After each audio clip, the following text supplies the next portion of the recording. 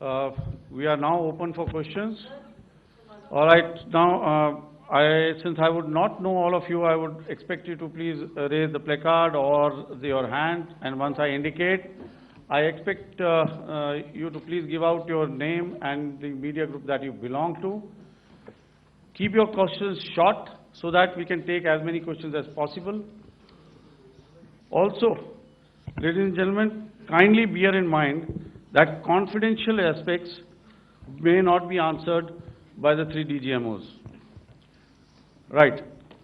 I've got a lot of hands there. Let me start from the left. Left foot always in front when we start marching. So here we have to the left, okay. Yeah, 238. Hello. So this is Manas Pratimugyan from PTI, Press Trust of India. So the understanding that was reached yesterday on stopping the military operations and actions, was it for just 3 days? And what would be the cost escalation if there is violation of this understanding by the Pakistani side? And my subsequent question would be that we have a kind of ceasefire agreement with Pakistan that was finalized in 2003. So will there be some kind of similarities in frameworks between the two kind of understandings, 2003 ceasefire agreement and the current understanding on stopping military operations? And again, what are the cost that will be incurring on Pakistan if Pakistan again resorts to this kind of terrorist activities, because we have made it very clear that the cost will be very high. So I would like to have your thoughts on it. Okay, so I'll answer the latter part of the question first. I also want to add that while the initial ceasefire agreement, as you correctly pointed out, is of the 2003 vintage, but I must remind you that in 2021, in the month of February, and this was then when the crisis in eastern Ladakh was also on, the two DGMOs had spoken and arrived at a ceasefire understanding that lasted right up until this unfortunate attack at Pahalgam. Once our Foreign Secretary had announced the decisions of the CCS in the immediate wake of that attack, he had announced certain measures, and then of course Pakistan had in turn made its own announcements.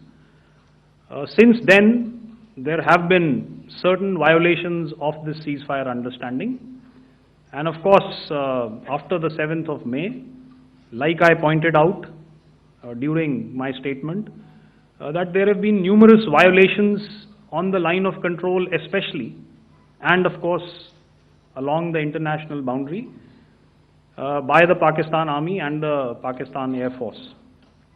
This understanding that we spoke about yesterday, no, it was not for 3 days.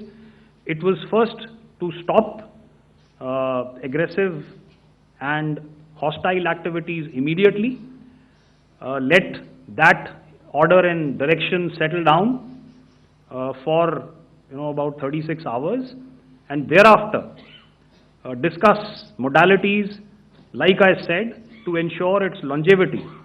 That is tomorrow, on the 12th of May. But unfortunately, we had a violation starting at approximately 1900 hours last night. And we've sent a communique, like I said, to the Pakistan Military Operations Directorate. And we will await as to what happens tonight. All right. The cost escalation, I mean, I'll leave it to your best imagination. I've already said that the response will be fierce and punitive. Now, the right foot forward. Yeah.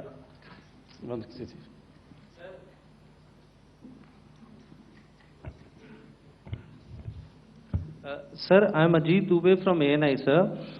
Sir, my question is that you talked about the loss of lives to the Pakistan army, that was around 35 to 40 kills secured by the Indian army. Sir, can you tell us what would be the total loss of life to the Pakistan Army in both Army and Air Force attacks, sir? And how good was the performance of the BrahMos, Scalp and the S-400 during the operations? And sir, since we have...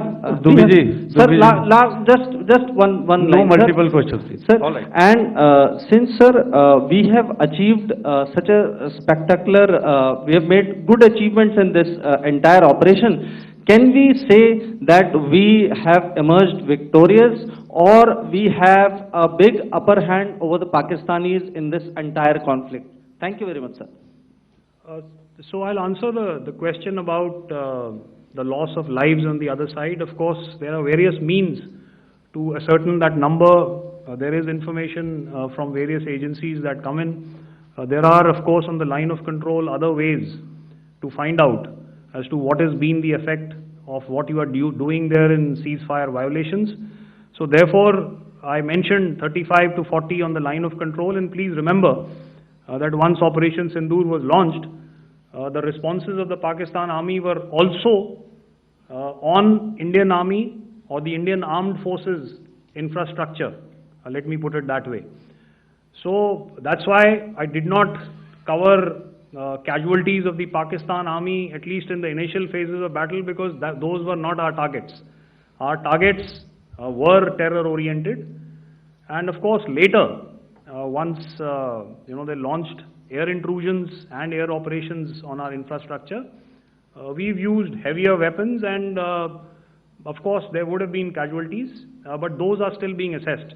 The effects of the weapons that you mentioned, I will request Air Marshal Bharti to apprise all of you about those. Good evening, Mr. Sujit. How are you? Ajit. Okay, we're meeting after some time. I never mentioned about any of the weapons that we used. Check. Okay. What I was saying, that I never mentioned of any of the weapons, the caliber that we used. All right. So we'll leave it at that. Those are matters of operational details which I would not like to go into. But suffice to say that whatever methods and whatever means we have chosen, it had the desired effects on the enemy targets. How many casualties? How many injuries? Well, to start with, our aim was not to inflict casualties, but in case there have been, it is for them to count. Our job is to hit the target, not to count the body bags. And the last part of your question, I wonder if you read out the tweet on ADG-PI at midnight once we'd done what we had to in Operation Sindoor. And that's credit to my friend here on the left. Justice has been served, Ajit. That is all that I will say. Ajit, I'll request you to, refrain putting words into his mouth. All right. Yeah, I'll come back to the left. 147. Sorry, 47. No, 47. Did I see it here or? Yeah. Good evening, gentlemen. Sorry, 147. I saw it there. Sorry. Yeah. Since I've already said 147. Start, please. Hi, sir. Good evening. This is Shivam Patel from Reuters News Agency. Thank you for giving me the opportunity.